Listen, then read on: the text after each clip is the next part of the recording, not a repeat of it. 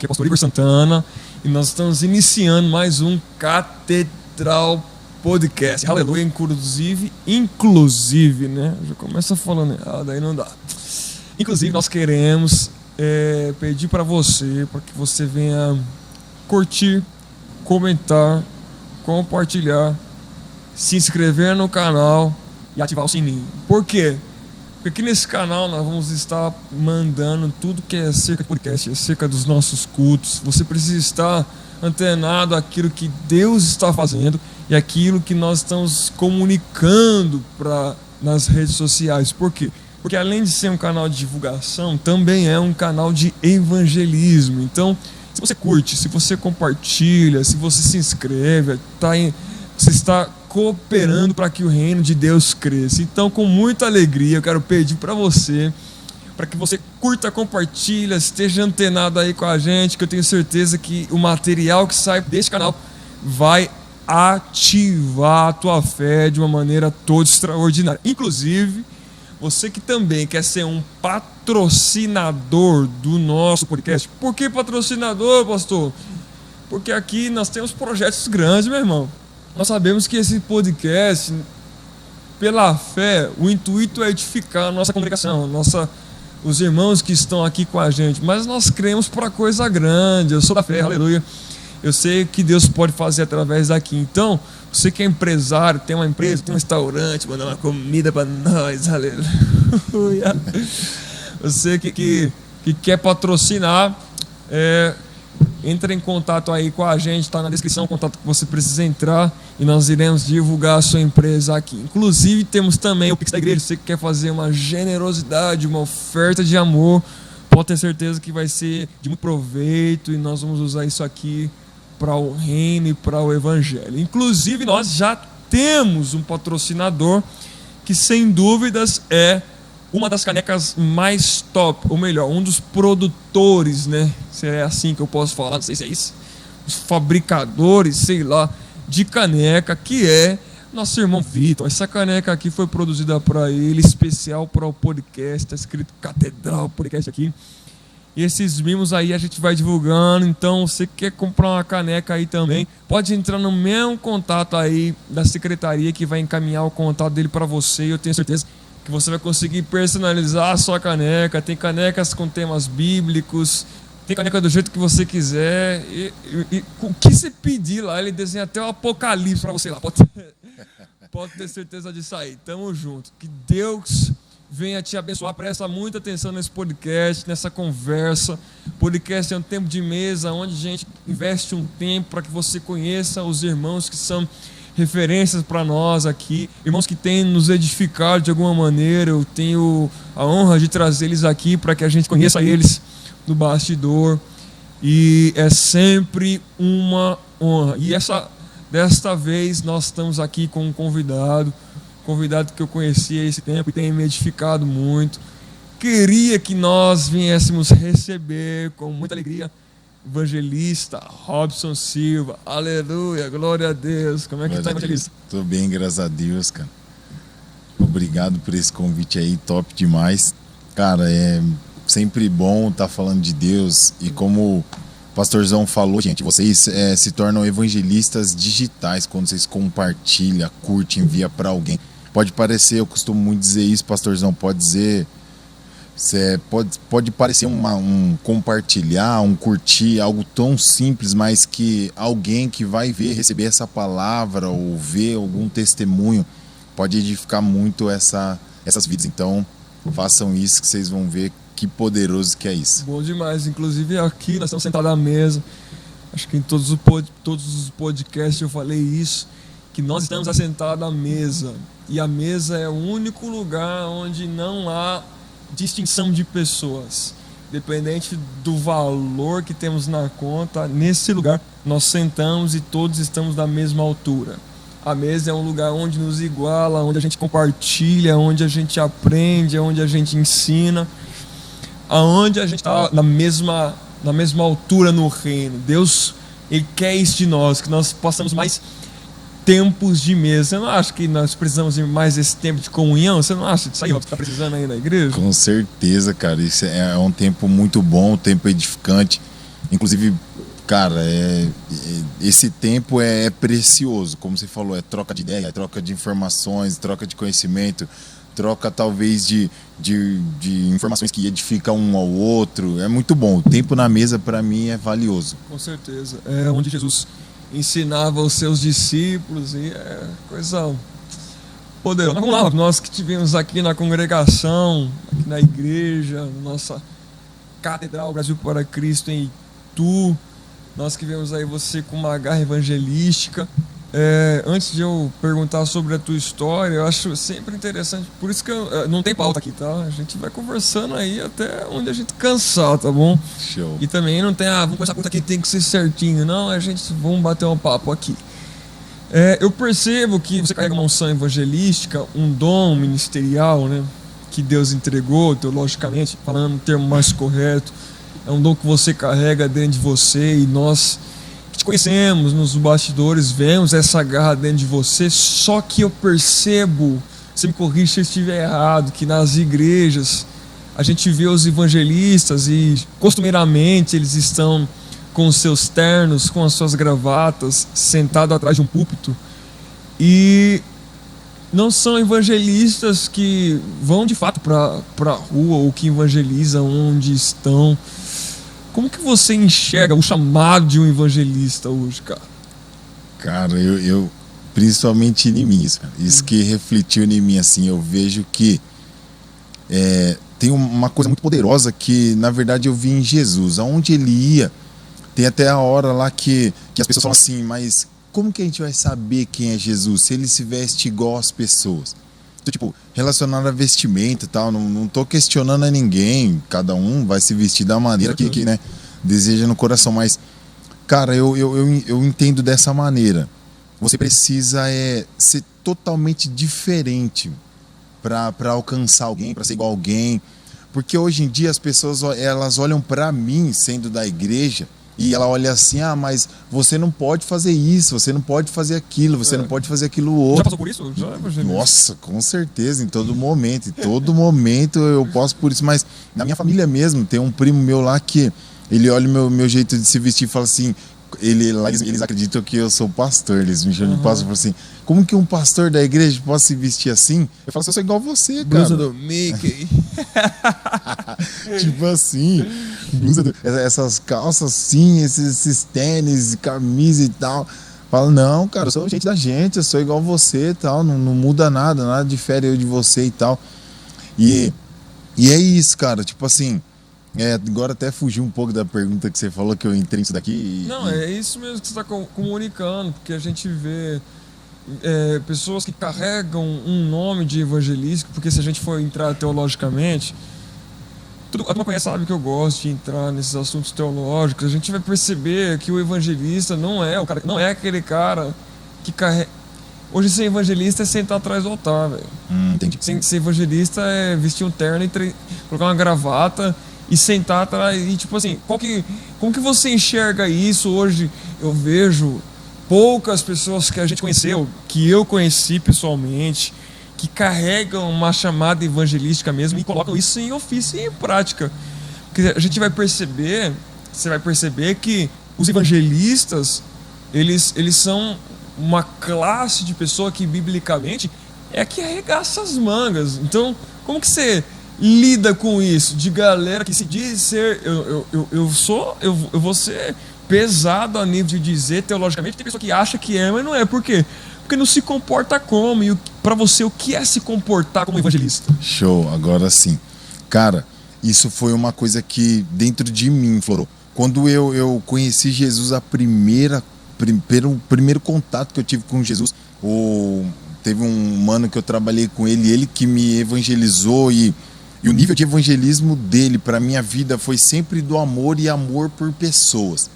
E eu identifiquei isso em mim, cara. Eu falei, cara, da mesma forma que eu fui encontrado, onde eu fui encontrado, da maneira que eu fui encontrado pelo amor de Deus, é a mesma coisa que eu quero fazer com as pessoas. Então, tipo assim, que nem você falou, hoje em dia, muitos, eu posso dizer isso também vendo por onde eu passei também, que eu sou evangelista, não é você eu sou evangelista. O eu sou evangelista é justamente o que você falou. É algo que é além de você, além que realmente você sacrifica tudo e vai, porque aquelas pessoas precisam, aquelas vidas precisam. E uma vez eu ouvi uma coisa poderosa e isso me deu um up para ir para cima mais ainda, relacionado a vidas e a pessoas. E sobre a cura do câncer até, eu ouvi lá atrás que tinha um rapaz que ele tinha a cura do câncer, só que para ele passar essa cura, esse remédio, não lembro se exatamente era para o câncer, mas ele tirou um remédio lá e só ele na época tinha essa fórmula e tal, e para ele vender o valor era muito alto e o país não conseguia financiar isso, né, porque era muito alto. E daí foi até um pastorzão que deu esse exemplo aí e tal, e disse assim: imagine nós agora tendo uma cura nas nossas mãos. Falou: você tem aí na sua mão uma Bíblia? Levanta ela. Então você tendo uma cura na sua mão, sem valor nenhum, você não precisa cobrar nada, e com essa cura, com essa palavra, você pode levar e muitas pessoas podem ser curadas, transformadas, inundadas pelo amor de Deus. E cara, é isso que eu penso, sonho, vivo. Isso sou eu, esse evangelista. Como você fala. É porque eu percebo que o ministério, o dom evangelístico, o ministério de um evangelista diz muito a respeito do fora das igrejas do que o mais dentro da igreja. Então, eu acho que dentro da igreja, a função, dentro das quatro paredes, se é assim que eu posso falar, a função de um evangelista, o ministério de um evangelista é mais eficaz na rua, porque literalmente é o cara que leva as boas novas, né? Vem do termo evangelho, que vem do termo trazer boas notícias. Então, é uma coisa que sai fora de alguém estar me enxergando, do pastor estar me vendo, da congregação está olhando para mim e lá, ó. Não, o evangelista, você vê grandes evangelistas da história, são pessoas que não tinham relevâncias, como, por exemplo, um pastor que fica famoso porque está pregando todos os sermões de domingo. Não, o cara que tem o ministério de um evangelista, sim, ele tem uma palavra poderosa e prega com muita ousadia, só que a maioria do seu ofício é para fora, cara. Você concorda isso? Você vê dessa maneira? Como que é? Com certeza. Tanto é que quando eu entrei dentro da igreja assim, eu me sinto muito bem dentro da igreja. Quero deixar isso bem claro para que ninguém entenda errado, sim, pelo amor de Deus. Porque assim, quando eu explico isso, as pessoas falam: não, sim, mas você tem que ter uma igreja. Não, pelo amor de Deus. Tá dentro de uma igreja é muito bom para mim, e eu tenho que estar dentro de uma igreja. Uma ordenança. Exatamente, eu tenho que estar sobre uma liderança sobre a minha vida, eu creio nisso. Mas quando eu entrei dentro da igreja, o que o meu coração ansiava sempre? Não buscar vidas dentro da igreja, um exemplo, porque o pastor está aqui para apacentar essas pessoas que já estão. O meu coração sempre florava, cara, sempre minava o desejo de fazer o quê? Ir lá fora buscar mais. Sim. Sempre lá fora, meu coração sempre está aqui, receber, me encher, transbordar, para ir lá fora, fisgar mais, resgatar mais e trazer mais aqui. E não é em outras igrejas pegar membros de outras igrejas. Principalmente isso, pelo amor de Deus, não é isso. É ir em lugares, que nem eu já falei pro pastorzão, não é ir em lugares onde todo mundo já vai, não. O meu coração anseia por algo muito mais ousado, para ir em lugares onde ninguém vai, fazer o que ninguém faz. E é isso que eu tenho me preparado, estou me preparando para isso. Tenho grandes exemplos, cara, para isso. Isso que diante dessa visão evangelística, quem que você tem como referência aí, cara, como exemplo, que está te impulsionando a viver isso? Você consegue? Cara, o mais top, assim, para mim, um dos primeiros foi o João Paulo, do Céu na Terra. Para mim, esse cara, velho, é o maior exemplo para evangelista para mim. Muito lindo. Outro tem o... Ele reunia 5.000 pessoas numa praça, cara. Cara, isso é poderoso. E é o meu anseio de toda a minha alma, é fazer um evangelismo nesse naipe. E o outro é o Martini, cara, esqueci o nome dele. Lucas Martini, também, cara, usado demais. Esses dois são as minhas grandes referências relacionadas ao evangelismo. Só que hoje a gente vê você nessa garra toda, nesse fervor todo e tal. E como começou isso aí, cara? Como que você se converteu? Você nasceu na igreja? Não, já passou por outros lugares? Como é que foi essa história aí, cara? Não, cara, eu não nasci na igreja, não. Quando eu era bem pequeno, tipo, eu tinha ali uns 8 anos, 9 anos, mais ou menos, eu sempre passava na frente de uma assembleia com a minha mãe, de mão dada com a minha mãe e tal, e minha mãe... E isso é até uma coisa muito louca. E hoje eu ainda não entendo isso, mas ela passava, olhava para dentro da igreja assim e dizia: um dia eu vou entrar aí dentro. E ela sempre achou a igreja evangélica muito top. Ela sempre achou. Por ser católica, ela sempre achou a igreja evangélica muito top. E beleza, eu cresci sendo católico, na minha família católica e tal.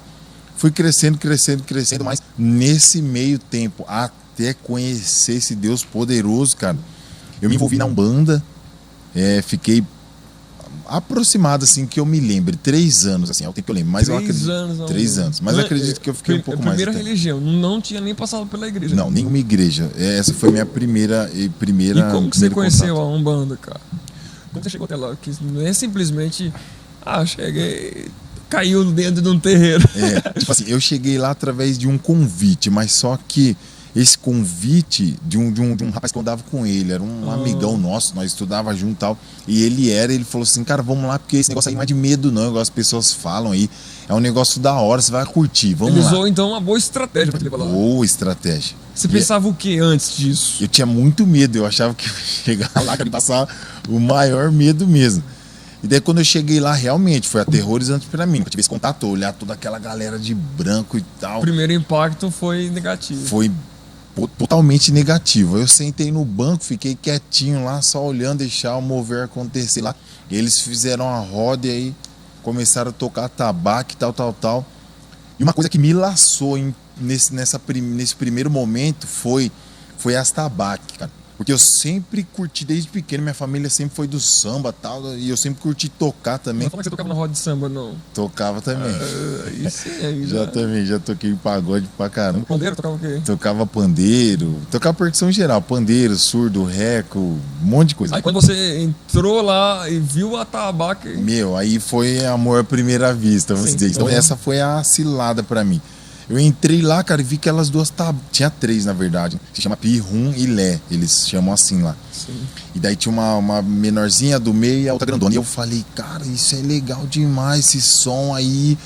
Eu quero aprender, muito top. E aí fui uma vez, fui 2 vezes. Na terceira vez, um dos caras que tocava, se chama Ogã, os caras que tocam lá se chama Ogã.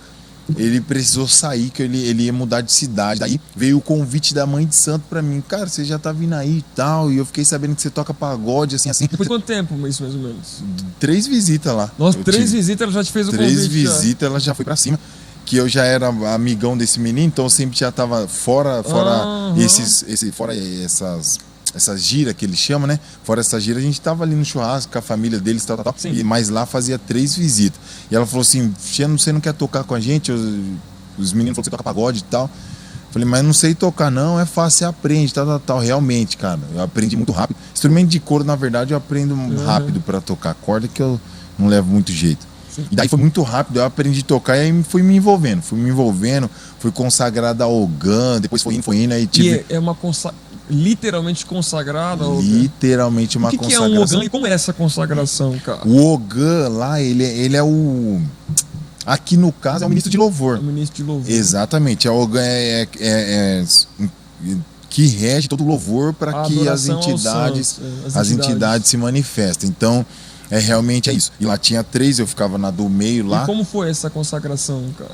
Como que funciona lá? Quando eu cheguei lá, primeiro momento nessa consagração, tem aqui bem no coquinho mesmo, nossa, aqui bem no coquinho. Eles raspam com a gilete esse pedacinho de cabelo, que se chama bem aqui no coisa aqui, que daí mais pra frente, num grau mais avançado, se chama buri daí, né? Então eles raspam esse pedaço de cabelo aqui e depois tem um vasinho assim, se chama quartinha. Eles se chamam. Daí ele pega esse pouquinho de cabelo, coloca lá dentro. Então essa foi minha primeira consagração com eles. Sim. Aí é muito sobrenatural, cara. Pessoas acreditam que de repente o mal não existe. Cara, o mal é poderoso também. Eles são poderosos não, aliás. Eles usam coisas que, cara, os nossos olhos são poderosos, mas Sim. são pura enganação. Já quero deixar bem claro isso. Sim. E aí nessa quartinha eu tinha que regar, encher ela de água 7 dias. De 7 em 7 dias Você vê, eu né, precisava... O mal sempre copiando o bem, né? Esse termo dessa numerologia aí de 7 em 7, que de fato é o que Deus, que biblicamente na bibliologia a gente significa o número da perfeição, eles também usam esse termo. Inclusive, a maioria de todas as entidades deles tem 7. Por exemplo, Pombagira, 7 saia, 7 catacumba, 7 estrada, 7 flecha. E aí vai 7, 7, 7. 7 saia. 7 saia e aí vai, mano. Então, tipo, eles usam numerologia realmente total. Uma coisa lá. que eu tenho dúvida, cara, é que nem eu sou um amante da teologia, né? Biblicamente a gente não vê esses nomes. Não, onde que é tirado esses nomes aí? É cultura, acho que é cultura africana, né? Isso, exatamente, são cultura africana. Tanto é que eu descobri, cara, pela mãe que explicou pra gente lá, já te respondo isso, só pra concluir daí da consagração. Depois que a gente faz isso, aqui no meu peito eu tenho uma cicatriz também, que é 3 risquinhos que eles fazem com navalha mesmo. Até hoje essa cicatriz. Que ela raspou, daí aí essa daqui mesmo foi a consagração pra Ogã. Daí, no caso lá, quem fez essa consagração foi o caboclo, Pedra Roxa, que eles falam lá. E aí um pozinho roxo passou aqui, tal. E aí eu fui lá dentro, lá, fiquei sentado um tempo, depois voltei lá pra roda e aí coisa que foi. Então essa aqui foi a consagração de yoga. E essa daqui foi a consagração, tipo, como se fosse um ritual de apresentação, de engajamento. Isso, uma separação, vamos se dizer.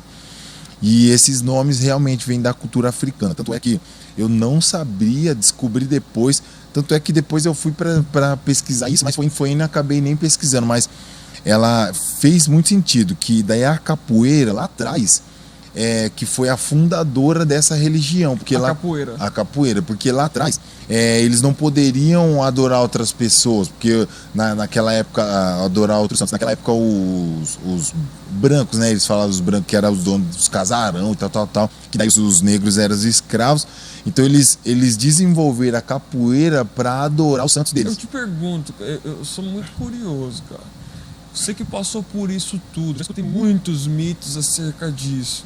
Eu acho que isso vai render um corte legal pra gente.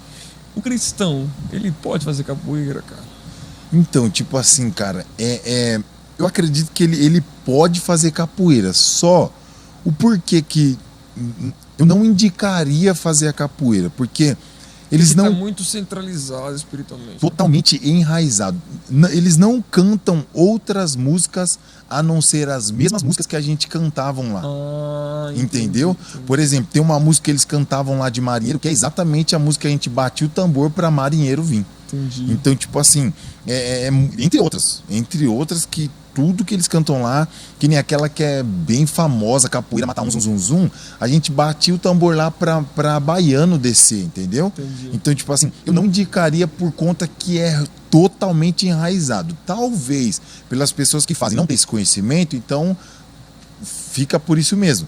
Mas eu creio assim, não tenho, esse conhecimento eu não tenho, mas a maioria das pessoas que fazem capoeira talvez tenha esse conhecimento que realmente saiu daí. Porque eles estudam, né, cara? Certeza é... Sem contar as músicas. Tradição, né? Eu, inclusive, teve uma época da minha vida que eu achei legal a dança e tal. Pensava que era uma luta e depois eu descobri que é uma dança, né? Isso, exatamente. Então eu fui na intenção de lutar, mas só que eu não me sentia muito bem e tal.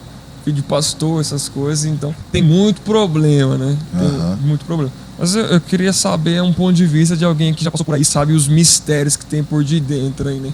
Eu acho que um cristão, depois que entende de onde surgiu, acho que já se torna uma barreira, né? Exatamente. Tanto é que tem movimentos que eles fazem lá, principalmente em golpes. Todos aqueles movimentos que eles fazem bem lentinho assim, ó, parte de algum santo. Tem um movimento que eles fazem assim, ó, que eles ficam agachados assim na meia-lua e eles fazem assim, ó. Sim. Aí depois eles vai a chuta, a ouvir, e aí faz. Isso é tirado de um santo. Uau, então, tipo assim, qual que é a maneira da capoeira? Eles incorporavam e daí eles iam lutar, entendeu? E aí os donos dos casarões olhavam e viam como um esporte, mas aonde eles estavam ali totalmente incorporados adorando, entendeu? Meu Deus, olha você ver, cara. Você vê o que tem por detrás, né, das coisas. É bom. Quem me conhece sabe que eu não gosto de caminhar por um caminho todo espiritualista, né? Onde a gente confunde as coisas, mas acho que também tem coisas que tem que ser um limite na vida do cristão, tem coisas que a gente não pode aceitar. E aí, cara, entrou, recebeu a consagração. Aí entrei lá, fiquei esse tempo. Uma coisa que eu também queria descobrir de alguém que participou por isso, cara, enquanto você tava nesse, o que passava no seu coração? Você tinha paz, parece que era incompleto, ou você era completo? Cara, quando eu tava lá, era mil maravilhas pra mim, mas quem me olhava de fora via que a minha vida era totalmente trancada mesmo, presa. E minha mãe vivia me falando isso, mas como eu tava lá e tava cego era e tal, iludido, né? Exatamente, pra mim tudo dava certo, tava bom, era bom. E cara, quando eu tava lá dentro, por incrível que pareça, eu fiquei por todo esse tempo, nunca manifestou ninguém em mim. Eu ia te fazer essa pergunta também. Nunca recebeu o guia?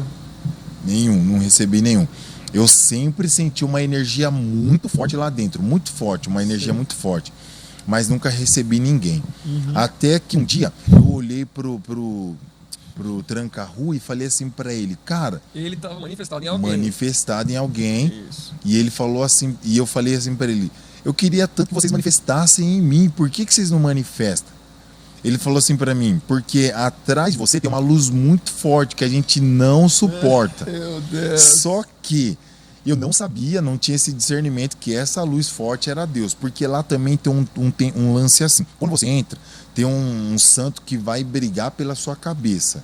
Aí esse santo vai lutar lá na visão deles. Então, pelo que eu tô entendendo aqui, você tava lá, queria prosseguir, se aprofundar na religião, naquilo lá, mas só que aí quando você teve a oportunidade de perguntar pro santo, entre aspas, ele chegou e falou assim, não, cara, tem uma luz por detrás de você que a gente não pode entrar. Que a gente não pode manifestar em você. Esse esquema aí que briga pela cabeça, como é que você estava falando? Aí você entra lá, por exemplo, que nem a gente vê na internet, longe aí, eu sou o pai não sei o que de Ogum, sou o pai, mãe de não sei o que tem. Então, quando você entra lá, tem um período que os santos vai brigando pela sua cabeça, até aquele que vencer, aquele que se transparecer mais em você é aquele que vai ser o regedor da sua cabeça. Na época tava uma briga muito grande lá na minha cabeça, que eles falavam que era Oxóssi e Logum Edé, que era aquele, mas Logum Edé tava prevalecendo e tal. E daí, quando o Tranca-Rua disse isso pra mim, eu acreditava que essa luz muito forte seria isso, seria essa luta deles, entendeu? Você por isso conseguiu discernir, não tinha o entendimento que era Deus, que já lá já estava me guardando, entende? E prossegui, até que eu conheci uma menina, e ela era do Testemunho de Jeová, e ela e a mãe dela falava, cara, isso não faz parte, isso não vem das coisas de Deus e tal. Começou a falar, até que um dia, cara, esse dia foi muito tenebroso pra mim, assim, particularmente. Ela sentou e eu falou, vem aqui. Ela foi muito ousada. Ela sentou eu do lado, sentei do lado dela, e ela disse assim pra mim, vou ler uma coisa pra você aqui. Ela sentada desse lado pra mim, eu virei a cara aqui, me amarrei mesmo assim, fechei a cara, fiquei bravão. E ela começou a ler, a Bíblia proíbe isso, abomina isso e tal. Começou a me mostrar na Bíblia. E minha cara amarrada, olhando pra lá, foi virando o curso até que quando eu vi, eu tava em cima da Bíblia, junto com ela e olhando. Depois daquele dia, nunca me esqueço, aquilo foi uma sexta-noite. No sábado de manhã, a gente ia ter gira lá nesse lugar. E eu disse assim, realmente não é isso que eu quero pra mim, não. Cheguei lá no outro dia com um monte de doce, um monte de bala, que ia ser festa de herê, né? Que chamam lá, que é festa de criança, onde incorpora. Tem a ver também, Cosme da Aliança, essas paradas todas. E aí eu fui lá, levei tudo, porque eu já ia pra lá, já tinha comprado pra levar, comprei tudo, levei lá. Chamei a mãe e o pai de santo e disse assim, dentro do meu coração não sinto a vontade mais de permanecer, de seguir. Então eu eu pedi pra eles a bênção, se eu não me engano. A bênção, porque lá a gente se cumprimenta, a gente fala, eles falavam como mesmo, esqueci agora, como que eles falavam, quero a bênção pra mim sair e tal. Daí eles falaram assim, tá bom, não é o que você quer, tal, você tá livre, pode ir, não tem problema. E eu acreditava, cara, que depois dessa decisão, minha vida ia ser realmente um inferno mesmo, eu achei. Que daí eles iam começar a me perturbar em sonho, me perturbar isso, me perturbar aquilo. mas para a honra e glória do Senhor já estava guardado e nada disso É aconteceu. porque Cara. eu já escutei falar, inclusive, nós temos casos, a família do meu pai está no Nordeste, e lá onde você, para essa área aí, né, lá, Bahia, Alagoas, tal, inclusive tem parente do meu pai lá, que foi consagrado desde pequeno, tal, hoje ele é um pai de santo. Minha tia cresceu com ele, ela conta relatos que teve um momento da vida dele que ele quis sair, mas as entidades não deixavam ele sair. Parece que, não sei se esse é o termo correto, né? Mas dava uma surra nele e tal. E houve essa guerra. Geralmente acontece isso com você, não aconteceu isso, né? Agora, tipo assim, isso não aconteceu, mas eu já vi muitas pessoas apanhando de santo, já vi.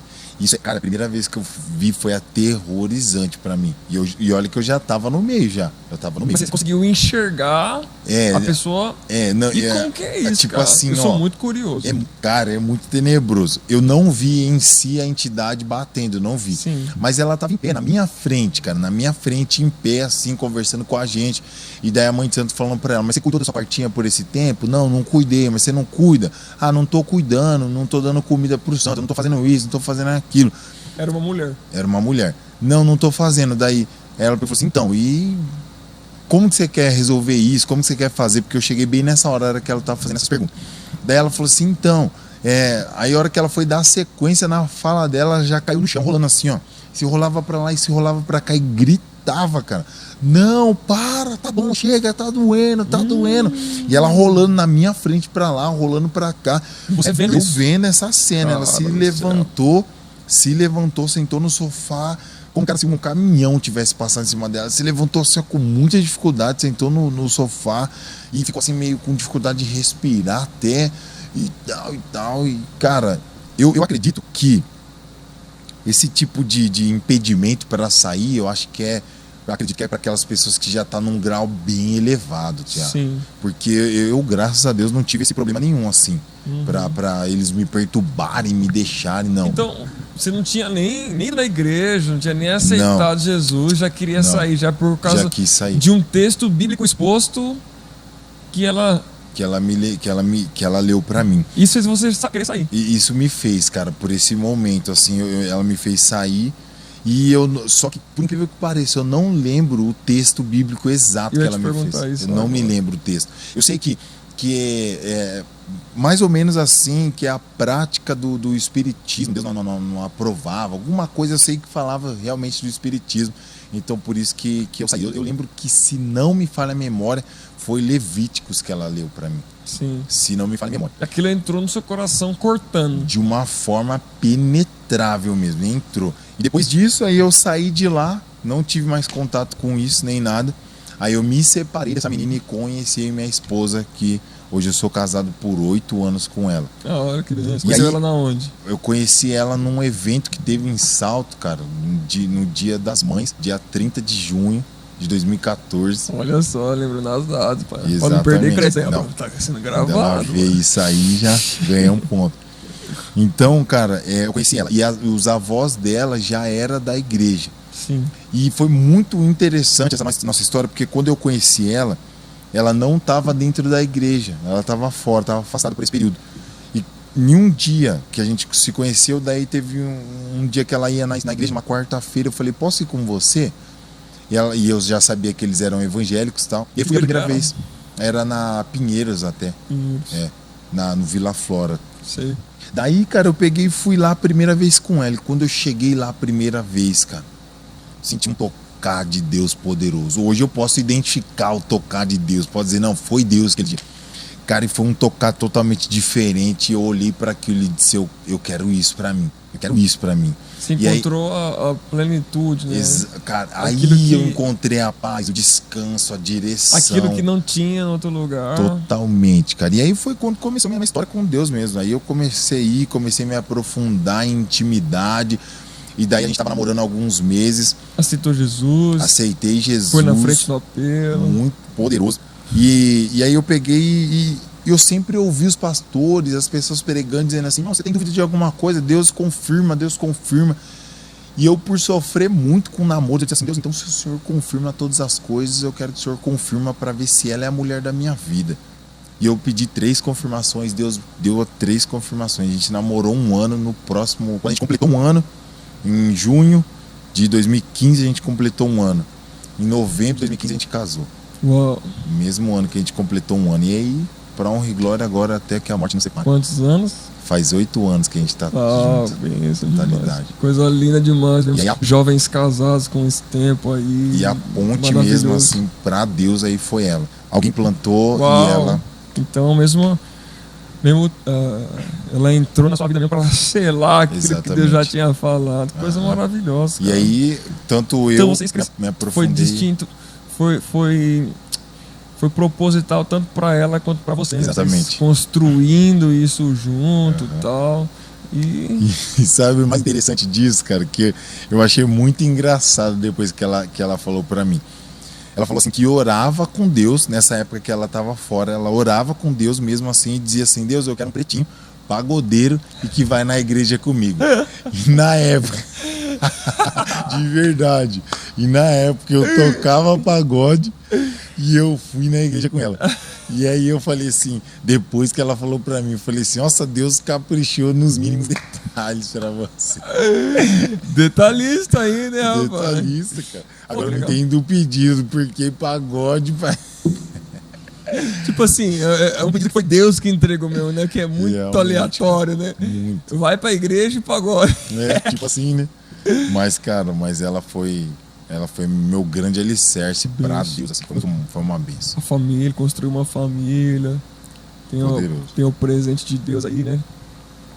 A princesinha. Tem uma filha de 7 anos daí. Essa daí também, ó, eu creio vai ser... Profetiza que é. Sim, essa é. E aí, vocês ficaram frequentando a Pinheiros? Como é que foi? Isso, a gente frequentou lá um mês. Depois desse um mês, a gente veio para o Brasil. Depois de um mês, vocês vieram para o Brasil, para Cristo. Que daí na cidade de Salto, né? Cidade de Salto. Aí lá a gente ficou 4 anos, mais ou menos, em Salto. Na sede? É. Na sede a gente ficou aproximadamente 2 anos. A gente ficou 2 anos na sede. E depois a gente ficou 5 anos.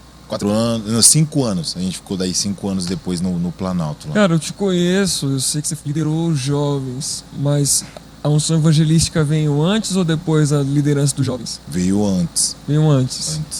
Você recebeu a unção do evangelística e quando esse momento da sua vida que você assumiu os jovens aí, que foi uma etapa... Foi, cara. Tipo assim, eu me consagrei, fui consagrado, aliás, né, evangelista. Se não me falha a memória, assim, que essa data, o tempo certo, eu não lembro, mas acredito que se não foi no ano seguinte, porque eu me fui consagrado em novembro, então foi no ano seguinte, eu assumi os jovens, e assumi os jovens pra mim, num momento que eu precisei me desdobrar totalmente. O líder de jovem, nessa data, ele estava entregando os jovens.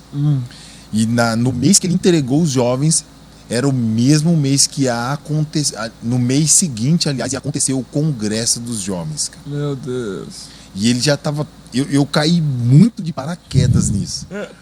E aí eu participei dos últimos ensaios e tal, da organização, me passaram tudo como foi. Então eu peguei os jovens bem nessa hora. Na hora que o mover estava acontecendo. E quando eu cheguei lá, eles ficaram muito desanimados. E agora? Como que vai ser? Tal. Mas graças a Deus, cara, chegamos lá, botamos para arrebentar mesmo. Fizemos um congresso top. Foi muito top. Foi a minha primeira experiência com os jovens. Foi a minha primeira experiência com o congresso. Nunca tive congresso. Mas você estava liderando um grupo de jovens da sede ou da congregação? Isso daí foi da congregação. Da congregação. Já. Foi pro Planalto. Exatamente. Pastor Neto, já era Pastor Neto já? Já era o Pastor Neto. Quando eu cheguei lá ainda não era. Não era ainda o Pastor Neto. Era o Pastor Vanir. Daí, aproximadamente esse tempo, quando a gente chegou lá. E, na verdade, por incrível que pareça, eu cheguei no Planalto como diácono. Separado diácono ainda. Sim. Daí fui consagrado diácono. Fui separado evangelista.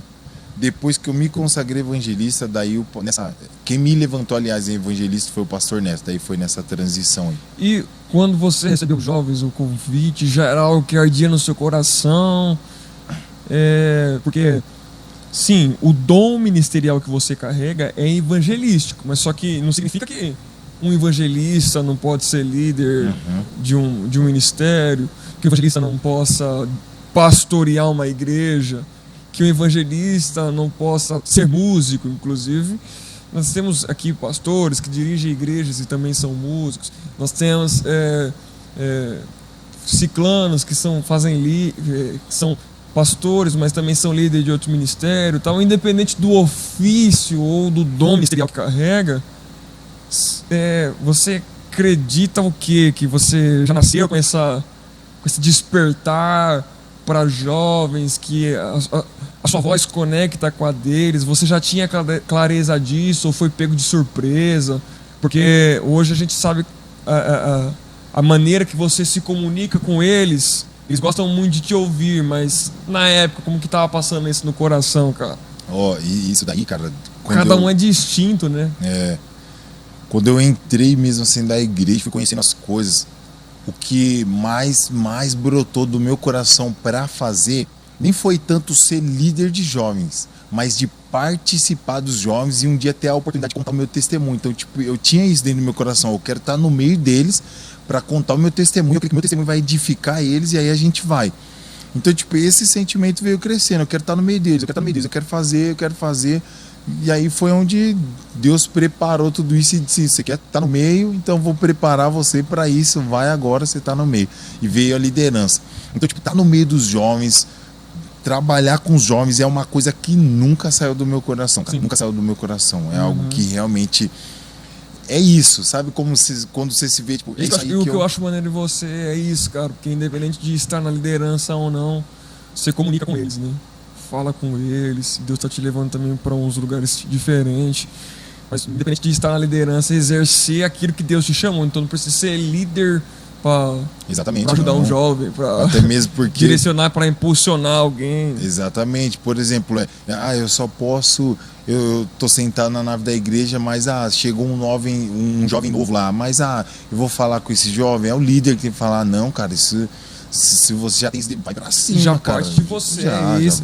É aí que a gente vê a vocação de cada pessoa. Só que nós temos alguns amigos em comuns. Eu vou jogar pro podcast, aleluia. Eu fiquei sabendo que quando você assumiu os jovens, você não era esse cara aí da calça apertada, esse cara que usava o boné, esse cara que comunicava literalmente com eles. Fiquei sabendo que era outra mentalidade que você tinha, que todos nós, eu já passei por isso, todos nós passamos, mas depois nós enxergamos o que é o evangelho, está além disso, mas não era esse Robson que a gente conhece hoje, né? Exatamente, vocês conhecem a versão melhorada do Robson. Mas quando eu cheguei, mas para que vocês entendam, né? E você também, Igão, entende assim, ó. Quando eu entrei na igreja, por eu ter entrado no ministério casado, a doutrina da igreja era: homem casado vai no grupo dos homens. Sim. Os jovens vai nos jovens, crianças e tal. Então quando eu entrei lá, por mais que eu era jovem, eu tinha 24 anos, cara, quando eu entrei na igreja, que eu estava casado com 24 anos. A gente se conheceu com 23, casei com 24. Então eu era um jovem no meio de todos os caras que já era casado, mais de 30 anos. Umas braque, né? Exatamente, umas braque. Então, por exemplo, qual que é a conversa dos caras? É muito mais pra frente que a minha. E eu fui me moldando aquilo. Era varão, vaso, irmão. É a linguagem crente. Exatamente, era aquilo. Eu fico imaginando alguém evangelizando, indo numa pista de skate, um evangelista indo na pista de skate, terno e gravata, falando para um rapaz: varão valoroso. Exatamente. E a minha vestimenta era essa. Um jovem de 24 anos não largava o terno e a gravata. Eu curto essa vestimenta. Eu curto demais. Eu gosto demais também. Eu acho muito legal, top e elegante. Mas o que acontece? Mas não se resume nisso. Exatamente. Não, eu deixo bem claro aqui, eu não sou contra a tradição, eu sou contra a religiosidade. Isso. Eu acho que tem muita gente de boné e de camisa floral com religiosidade no coração. Assim também como tem homens de terno e gravata com religiosidade no coração. A intenção, o que conta é o coração, entendeu? Então, qual que é a sua cultura? Você nasceu é isso que você gosta, se você gosta e não vê o problema, se eu tô de terno e gravata e não vejo o problema em você usar o boné, tá tudo tranquilo. Agora, se eu acho que é um problema para sua salvação, você está usando um boné, aí já é religiosidade. Então, que nem eu, quem me conhece sabe, eu gosto de usar um esporte chique, gosto de colocar um terno. Eu também gosto de colocar um boné, vindo da pista de skate, entendeu? Vim da rua, vim do street, velho. Vim da calça larga, entendeu?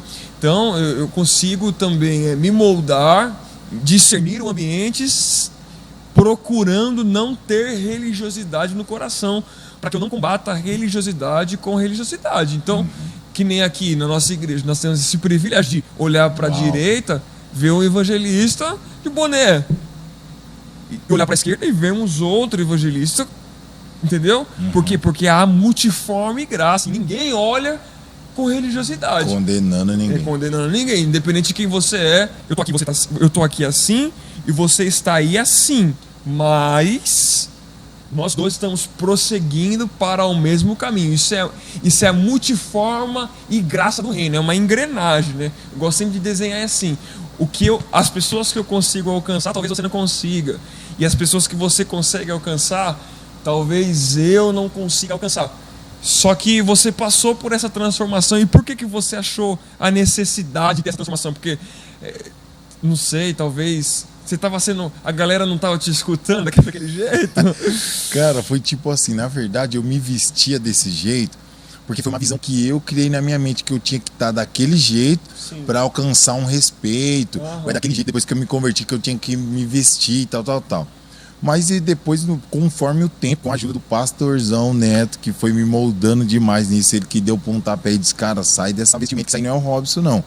Você lidera jovens, mas tem que...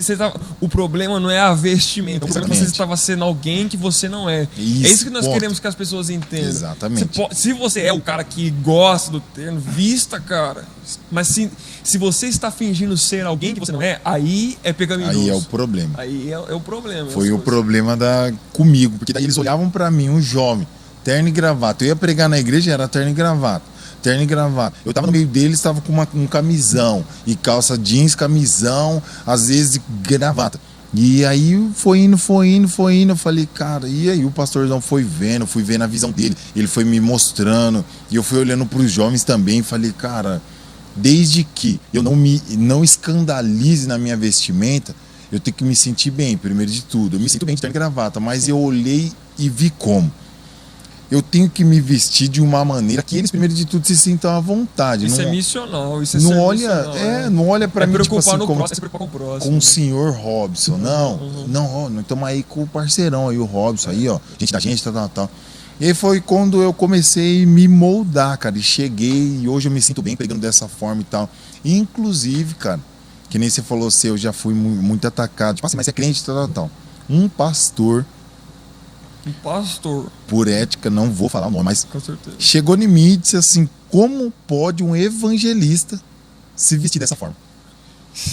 Um líder de jovens se vestir dessa forma. Cara, não é só você não, vamos chorar junto aqui, eu já passei muito por isso aí também. E eu olhei pra ele com muita tranquilidade, disse assim, pastorzão, pra mim alcançar jovem, se eu chegar lá de terno e gravata e dizer pra ele, varão valoroso, eu vim te trazer uma palavra, ele vai correr de mim.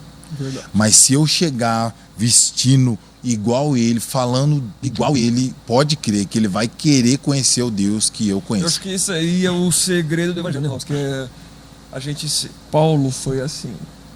Paulo, ele falava conforme a linguagem que ele estava inserido. Então, se eu estou num ambiente... eu preciso ser missional aonde eu estou, cara. Entendeu? Então, eu preciso aprender a discernir aonde o reino vai ganhar mais. Deixar os meus pensamentos, deixar a minha visão, quebrar aquilo que eu carrego aqui dentro, que está limitando o reino de prosseguir, entendeu?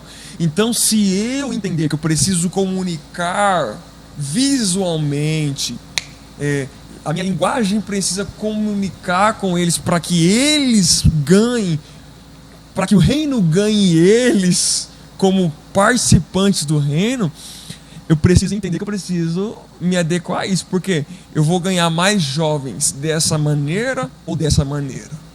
Então eu acho que isso é ser Exatamente. missional, cara. Isso é adorar a Deus. Isso é não se preocupar comigo mesmo. Então, tipo assim, cara, você vai perceber que um cara que tem a mesma vontade que você, que veste o mesmo boné que você, que fala a mesma gíria que você, que já viveu o que você viveu, conseguiu vencer. E você vai conseguir vencer. Você vai conseguir entender que você, cara, quando você aceitar Jesus, você não vai precisar, pode continuar com a sua vida intelectual, sua vida social. O que Deus vai mudar dentro de você está num lugar onde ninguém consegue. Então, você pode ser sim um cara descolado, você pode ser sim Tranquilo. alguém e ter Jesus no coração, cara. E ter Jesus, é isso que eu creio que Deus transicionou você para fazer esse tipo de coisa, né, cara? Exatamente. E aí, cara, eu fui pra cima. Por mais que esse. E como você lidava com as críticas, velho? Cara, eu só escutava e deixava rolar, cara. Eu sabia que, tipo assim, o meu maior combustível em cima dessas críticas, eu pensava assim, Por isso só crescia. só pra honra e glória de Deus, cara. Eu cheguei a liderar 60 jovens na igreja. Começamos lá, acho que tinha uns 15 É uma jovens. igreja 10. dentro de uma igreja. Exatamente, eram uns 15, 10 jovens lá. E aí a gente foi indo, foi fazendo esse trabalho evangelístico, foi fazendo culto nos lares, foi fazendo célula, aí a gente, lá eu consegui fazer um retiro apenas que ficou na história e no coração deles, pra honra e glória de Deus, cara. Então, tipo assim, quando essas críticas vinham, eu pegava elas e realmente tomava posse e pensava assim, tô no caminho certo. Quando tudo estava em silêncio, eu falava, eu preciso se mover. Quando tudo se levantava, eu tô no caminho certo. Quando tudo estava em silêncio, eu preciso se mover. Era o termômetro para você saber onde você estava Exatamente. passando, o caminho que você estava. Meu Deus do céu. E era, cara, eu posso dizer que eu me orgulho disso, mas não para o meu ego, mas para a honra e glória de Deus. O que acontece? E para mim adorar a Deus, você já viu, já conhece, eu sou muito cara pra cima, fervoroso. Inclusive, já que você entrou nessa aí, eu já ia falar isso com você já. Continua o seu pensamento que eu já vou entrando Então, tipo assim, cara, pra adorar isso, e era muito bom que essa mesma energia, quando os jovens lá adoravam, eu conseguia passar isso pra eles e eles transmitiam isso, cantando através de louvores pra... Cara, eu já vi, enquanto a gente ministrava em cima do altar, um louvor, que esse louvor foi o mais top da minha história liderando os jovens, que é o Labareda de Fogo. Vem com... Cara, foi poderoso. Eu vi jovens em cima do altar manifestando em línguas, outros jovens pulando, outros... E ao mesmo tempo que eu sentindo aquela energia, aquela glória de Deus transmitir para eles, eles sentiram ali, eles transmitiram para a igreja. Cara, sobre isso, é muito poderoso, porque, cara, eu penso relacionado à adoração e transmitir para eles sempre isso. Eu sempre curto adorar, espontaneidade total, porque... Espontaneidade, esse é um dos pilares da nossa igreja. Poderoso. E por isso que eu me sinto muito à vontade aqui para adorar, cara, correr. É muito glória. Então, tipo assim, a minha forma de adorar também eu vejo como uma forma evangelística, cara. Sim. Então, isso que eu ia falar para você agora, porque um dia nós estava aqui na aula de teologia, né? Acabou de teologia, você chegou, tal, por perto de mim, e chegou mais um rapaz também, que estava aqui na aula. Eu tô falando de uma coisa que eu vivi, que nós estávamos aqui juntos. O camarada que tem umas dificuldades em romper por causa da religiosidade que está amedrontando ele de uma maneira... o cara foi ferido pela religião, entendeu? Então, quando eu falo para vocês em questão de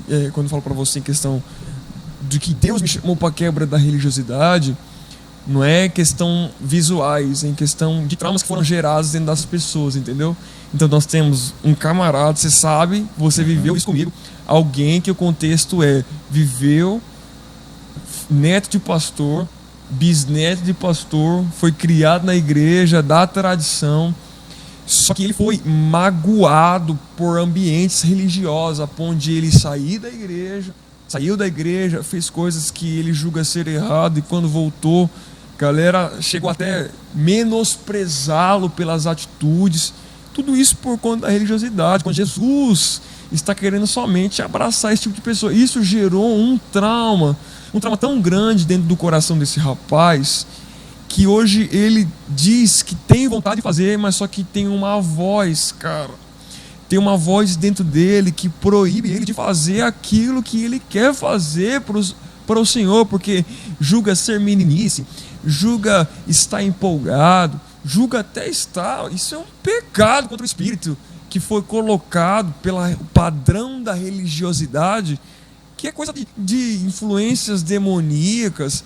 Então, ele chegou pra gente e falou assim: cara, eu chorei quando eu te vi adorando. O cara falando isso pra você, cara. Ele disse isso e aquilo pra mim foi tipo assim: você nunca pregou pra ele, Robson.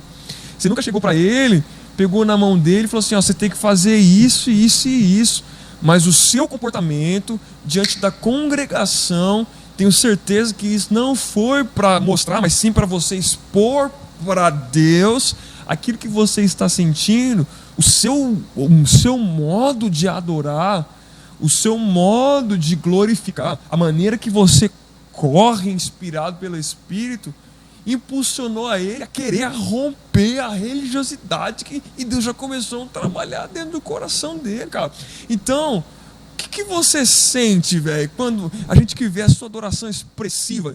Eu costumo dizer assim, quando a gente vai pregar em algum lugar fora e você não sabe se a igreja vai dar glória, leva o Robson, que o Robson vai dar glória. A gente foi pregar aquele dia e é isso, cara. Tamo junto aqui, nós vamos dar glória para Jesus. Não é para você, não.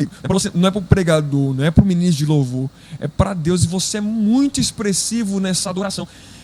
Por que você é tão expressivo assim, cara? Por que você coloca mesmo para fora? O que passa na sua cabeça, velho? Cara, isso é também a mesma coisa. Sempre foi assim? Ou tá aumentando? Cara, de verdade, isso aumentou conforme o tempo. E, aliás, eu creio que em nome de Jesus não vai parar só nisso, não. Eu quero aumentar muito mais. Uma coisa que eu sempre também tive dentro do meu coração é o seguinte. Claro que com essa intensidade eu não fazia quando eu tocava pagode. Sim. Mas, cara, eu também me expressava dessa forma. Quando eu também estava na macumbaria, eu me expressava dessa forma. Então, a minha intenção é, por que eu não posso fazer isso dobrado para Deus, cara? Para Jesus. E aí eu penso duas vezes, aliás, dois pilares. Primeiro de tudo, eu tenho que fazer isso dobrado para Deus, porque lá fora eu fazia também. E o segundo, a minha adoração é também evangelística. Uau. Porque eu também imagino assim, da forma que eu adorar, outra pessoa pode ser tocada e também pode adorar, cara. E esse testemunho foi a prova viva disso. Foi a prova viva. Teve algumas outras pessoas que nesse decorrer falou: cara, eu acho interessante a forma que você adora outras pessoas. O seu grito me incomoda, entende? Então já teve. Só que os positivos é muito maior. É onde eu mais me apego. Poderia ter 20 negativos, mas um positivo. Legal. Cara, o positivo era onde eu ia me agarrar. Eu sei o que está passando aqui já dentro do meu coração. Você acredita que nós dois falamos pra caramba? eu quando hoje eu também sou expressivo assim, porque muitos teólogos amigos falam assim: Igor, você é teólogo, você não pode fazer isso. Quem me vê cultuando também, eu sou muito expressivo. Eu corro, eu levanto a mão, eu pulo. Eu gosto de fazer isso também. Eu sou muito expressivo. Então, eu comecei a ser assim porque um dia eu estava numa igreja em Indaiatuba e eu vi um camarada, ele é meu amigo até hoje, Alex Mendes. Inclusive, ele faz aniversário mesmo dia que eu. E eu vi esse camarada adorando, velho. Eu falo pra ele até hoje, eu falo: cara, ele foi meu aluno de teologia também. Depois as coisas foram tomando um rumo poderoso na nossa vida. Ele é um dos mantenedores do nosso ministério, um cara abençoado. Ele é um empresário de sucesso e cara, quando ele começava o culto, período do louvor, ele era tão expressivo, cara. Ele colocava pra fora e eu perguntei pra ele, assim: Igor, por que eu fazia isso pro mundo, cara? Jesus me tirou de um inferno, então o tamanho do meu glória é o tamanho do inferno que Jesus me tirou, cara. Então hoje, cara, eu percebo quando eu venho aqui num culto e eu vejo a alegria aqui da nossa igreja, que depois nós vamos falar também sobre essa transição sua de igreja, mas nós vamos... Isso é um assunto pertinente, cara. É uma coisa que, tipo assim, não era pra eu estar aqui, o câncer era pra ter consumido o meu corpo, cara. Então, já que eu tô aqui, tudo é nada. Tipo Eu sei o tamanho do inferno que Jesus me tirou. E o tamanho do meu glória é o tamanho do inferno que ele me tirou. O tamanho da minha corrida é o tamanho do inferno que ele me tirou. E eu não vim aqui para entregar meu glória. Eu não vim aqui para entregar meia adoração. Eu vou rasgar o meu coração e eu sei que Jesus vai se agradar. Eu sei o que está acontecendo aqui por de dentro e pode ter certeza que essa adoração também pode estar sendo evangelística. É assim. Cara, inclusive eu tô aqui me contendo, cara. Se eu pudesse, já tava correndo de tanta a presença que eu tô sentindo. É exatamente isso, cara. O meu modo de expressar, inclusive, teve uma vez que eu cheguei no pastor, sim. Falei assim, pastor, eu vou parar de dar glória, porque eu sinto que eu tô incomodando os irmãos e tal. Porque eu dou um glória, cara, estridente mesmo. Deixa pra estremecer tudo, deixa pra quebrar. E aí, quando eu sempre ficava no fundo da igreja para dar glória, assim, né? Para não, quem tava ali no meio, onde eu sentava, não atrapalhar ninguém, então eu ia pro fundo da igreja, dava glória. Mas a galera da última cadeira, assim, toda vez que eu dava um glória, olhava assim para mim, sabe? Tipo, e aí? Se liga, para de gritar aí. Daí o pastor me incentivou também. Ele falou assim, o mesmo pastor que mais para isso aqui do glória foi no começo. Sim. Esse mesmo pastor, mais pra frente, foi o que criticou da minha rua, falou como que um evangelista, Sei, o mesmo. Lá no começo ele disse assim pra mim, Robson, se eu tivesse aqui dentro da igreja, mais uns 10, 5 que desse esse glória, seria diferente aqui. Então não para não, cara, rompa em glória, dê glória mesmo, dê glória mesmo. E o nosso pastor Davi aqui na igreja também disse assim, agora eu não lembro se foi o pastor Davi, mas eu lembro que na igreja, em uma das ministrações, o pregador disse assim, às vezes o irmão tá dando glória, tá dando aleluia, tá correndo, você nem sabe a situação dele, nem sabe o que ele passou para chegar até aqui, nem sabe tal. Então, cara, realmente, quando alguém do seu lado tiver, cara, estrondando tudo, rompendo num glória, se alegre por isso, irmão. Se alegre porque da onde ele saiu, da onde tirou, talvez ele pode estar no meio de uma dificuldade, mas está dando glória, acreditando. Então também isso é poderoso, cara. E quando eu sofro uma aflição, uma perseguição, alguma coisa está causando impacto aos meus dias, como que eu me comporto diante desse cenário no culto, cara? Cara, ó, isso eu falo por experiência própria, porque eu aprendi também isso com esse camarada relacionado à fé, sobre o testemunho que ele deu aqui sobre a vida dele de fé e tal. Amém. Uma coisa que eu aprendi a me comportar, Igor, e inclusive até li ali uma frase que quando a gente não tá vendo nada, mas a gente mesmo assim glorifica, é como, não sei se eu vou conseguir me expressar legal, mas é como se quando a gente não tá vendo nada, que tá tudo por água abaixo pra gente, a gente não tá vendo sair, não tá tendo nada. É como se a gente desse glória, a gente se manifestasse, aleluia, manifestasse a presença de Deus.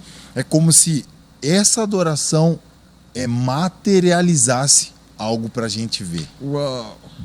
Isso é, cara, quando você não tá vendo nada, mas você adora como se você tivesse vendo. Adorar por fé, né? Meu Deus, isso é exatamente isso, adorar por fé. E eu acredito que essa adoração invisível te traz a ver o que você precisa para aquele momento. Então cara, e isso é o maior estímulo que eu aprendi a ter também. Adorar quando você não vê nada, não tem nada. Adore por fé, glorifique por fé. E uma coisa que eu aprendi também com o pastorzão foi que inclusive eu já tinha isso dentro do meu coração. Em uma das aulas de teologia, você até citou isso. Eu tinha dentro do meu coração e sempre falava isso para os homens. Aonde está na Bíblia quem ensinou para vocês que para glorificar a Deus, para adorar a Deus, precisa sentir? Não tem isso. Quando você sentir Deus, aí é a hora de você dar glória. Quando você sentir Deus, é a hora de você dar aleluia. Cara, você não precisa sentir, você só tem que fazer. E foi muito poderoso, principalmente na experiência que a gente teve na segunda-feira aqui. Foi poderoso. Foi forte demais. Então, foi só aquele pingo no i, tipo, realmente o pensamento que você tinha sobre adoração sem sentir, é isso. Continua. Uau. Isso é poderoso porque a gente trilha dois pensamentos e a verdadeira essência da adoração, que é adorar por gratidão e adorar por fé. E adorar em constância. É uma coisa que eu sempre falo, eu replico, né, na verdade, que a gente não pode viver por temporada, nem em fé e nem em adoração. O que é viver por temporada? Existe uma espécie de crente na Terra que só adora a Deus quando as coisas estão ruins. Por quê? Está ruim, então tem crente que precisa da prova. Precisa da prova para adorar a Deus. Já percebeu que tem cara que quanto mais está sufocado, mais ele busca pelo Senhor, mais ele adora. Por quê? Porque está perseguindo a sua vitória. Então ele faz quando as coisas estão ruins. Só que quando as coisas ficam boas, ele dá uma diminuída, ele vive por temporada. Então essa temporada aqui é a temporada de eu viver em adoração. Fazendo um paralelo, tem o contrário desse tipo de gente também, que é um tipo de gente que, quando tudo está bem, ele consegue adorar o Senhor. Quando a conta está recheada, quando não está dando problema no carro, quando o casamento está alinhado, então ele consegue adorar. Por quê? Porque não tem nada que está trazendo perseguição para ele. Então ele consegue fazer isso com muita excelência. Mas quando as coisas pioram, ele se sente pressionado pela situação. Ambos estão vivendo por temporadas. Isso vai gerar resultado na sua vida, mas não é isso que Deus quer de nós. É por isso que às vezes a gente passa uma aprovação. Inclusive estou escrevendo sobre isso. Uma coisa que Deus está acendendo no meu coração e da minha esposa, em falar sobre adoração e fé. Nós estamos escrevendo sobre isso. O que Deus quer de nós é que nós aprendamos com a aprovação e com a bonança. Aprender o quê? A viver por constância. Uau. Isso aqui é poderoso. Então o que acontece? Quando a gente entende que essa prova é para eu permanecer adorando, a próxima prova eu vou passar muito mais fácil. Quando eu entendi que o câncer eu tive que passar adorando, passar pelo luto eu passei muito mais fácil. Se eu não tivesse aprendido o que eu aprendi sobre adoração, no câncer eu nunca teria solucionado o problema do luto na minha vida. Por quê? Porque eu não tinha aprendido com a situação, isso não tinha trazido sabedoria, ia ser só um conhecimento. É por isso que às vezes a gente passa por provas e não aprende com a situação. Por quê? Porque a gente fica vivendo por temporada. E não é isso que Deus quer da gente. Assim como as coisas boas. Se eu tivesse entendido, não, então vou adorar só nesse momento das coisas. Não. Jesus está nos transicionando a um lugar onde a gente vive por adoração. É isso que Jesus explicou para a mulher que estava no poço de Jacó. Não precisa de um local, não precisa de circunstância, não precisa estar bem. A hora é e agora, filho. Você nasceu para isso. A hora é e agora. Então, qualquer momento, tá bem, adora. Tá mal, adora.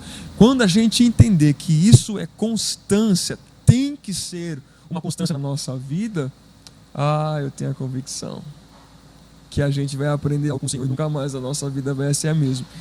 E a gente não vai ter bipolar, né? A gente não vai ser bipolar. Quando tu tá bem, o camarada tá esboçando. Não. Você precisa ser alguém que, independente da circunstância, persiga e permaneça em constância. Permaneça. Não viva por temporadas. Permaneça naquilo que Deus te chamou. Isso é forte. E é real, cara. Isso é forte e é real.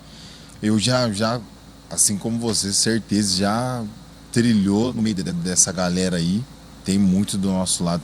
Tanto é que eu trabalho com um maninho lá que ele é desse jeito. E todos os dias, cara, eu falo pra ele, irmão, persista, não desiste, vai pra cima e tal e tal. Ele dá aquela animada, bum, bum, bum, daqui a pouco ele, uau, cara, e Deus fala com ele. Deus fala com ele poderosamente, né, através de mim, através de outras pessoas. Ele vem, conta pra mim, tal. Ele dá aquela animada e cai. E sempre nesse ciclo. E chegar nesse lugar, isso aí é divino? Isso é divino ou faz parte? Ou você tem que treinar isso dentro de você? Ou a partir de uma revelação? Ou é você quem trabalha, eu quem decido ser assim? Nessa constância de adoração, cara, eu entendo que é uma decisão total nossa, cara. Total nossa. Por exemplo, quando você escolhe trabalhar, quando você escolhe isso, quando você escolhe a adoração em Deus, com Deus, através de Deus, que seja Deus enraizado, é você que escolhe. Uau. Você vai se encontrar numa... Vou falar de mim agora aqui. Cara, poderosamente eu saí de uma crise financeira absurda, que aos meus olhos eu nunca ia sair. Sim. Mas não deixei, inclusive, isso é até para solidar o que eu disse sobre a adoração enquanto a gente não via, que quando esse amigo nosso chegou para nós e disse assim, cara, eu te vi adorando, isso me alegrou, fiquei muito feliz, foi nesse momento, quando eu estava passando essa crise financeira que estava aterrorizante para mim, mas eu adorava e acreditava que eu ia sair daquilo, que era só uma fase. Então, olha o significado. Óbvio, isso é demais, cara. Olha o significado. Você estava passando uma prova, uma das maiores provas da sua vida, questão de área financeira, que nós passamos por várias áreas, mas é uma das coisas que nos persegue aí, essa questão financeira.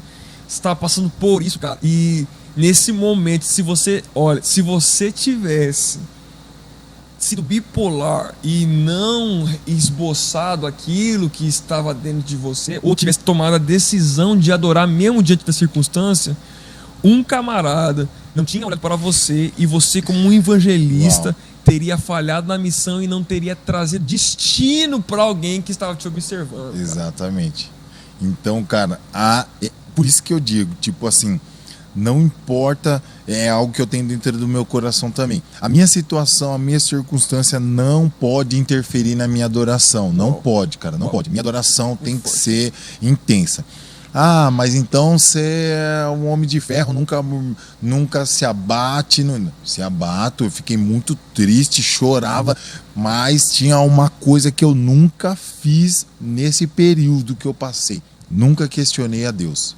Nada vai roubar a minha adoração. Nada. Eu sempre entendia que o meu Deus, por que eu estou passando por isso, não deveria existir no meu vocabulário de oração com Deus. Mas o meu porquê deveria ser Deus, não o porquê, mas Deus, para que isso eu estou passando? É o que eu mais falava. Deus, eu prometo para o Senhor, eu não vou questionar o meu momento, não vou questionar essa minha fase. E posso dizer para você com autoridade, eu não disse para Deus em nenhum momento. Por quê? Mesmo quando eu ajoelhei quando eu cheguei no meu máximo, que foi um dia que cortou a energia em casa. Essa foi uma das vezes que cortou. Mas essa vez, quando cortou, eu ajoelhei no chão da minha casa e disse, Deus, me ajuda a sair disso. Deus, me dá uma estratégia. Deus, nunca foi. Deus, por que isso? Deus, eu tenho uma filha pequena. Deus, tem minha esposa. Deus, eu sou provedor da casa. Deus... Que humanamente poderia, né?